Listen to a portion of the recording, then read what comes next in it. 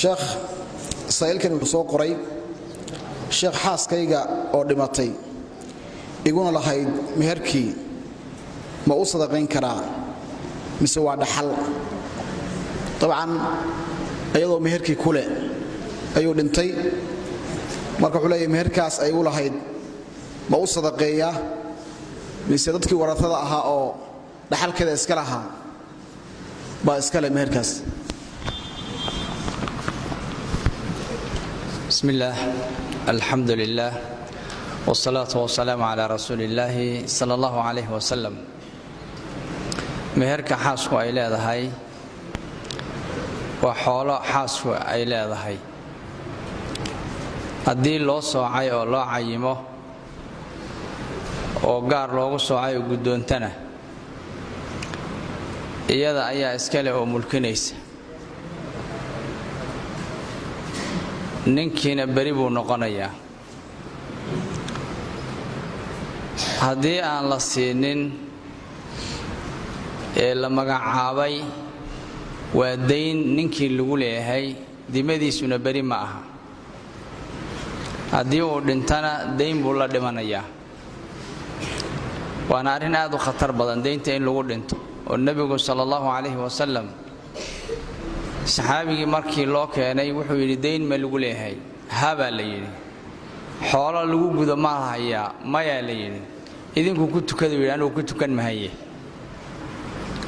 wuxuu kaloo yidhi nebigu sala allahu calayhi wasalam nafsu lmu'min marhuunatun bidaynih mucallaqa labada riwaayo waa jiraan qofka mu'minka ah naftiisu dayntii lagu lahaa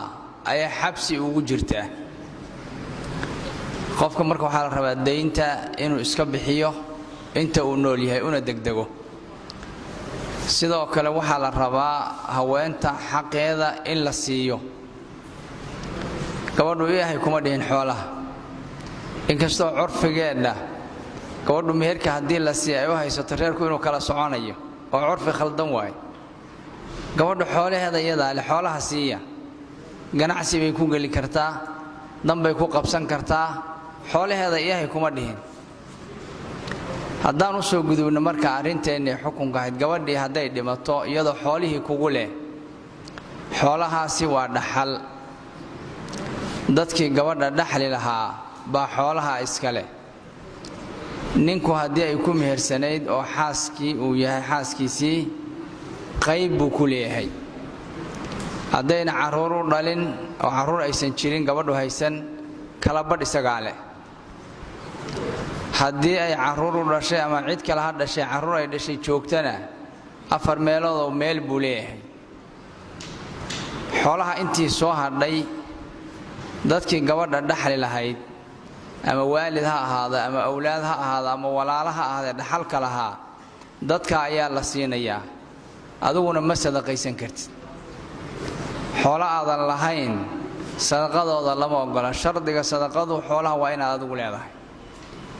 wax aadan lahayn adigu ma bixin kartid tabarruc baa la dhahaa wax aadan lahayn kuma tabarruci kartid wabillahi tawfiiq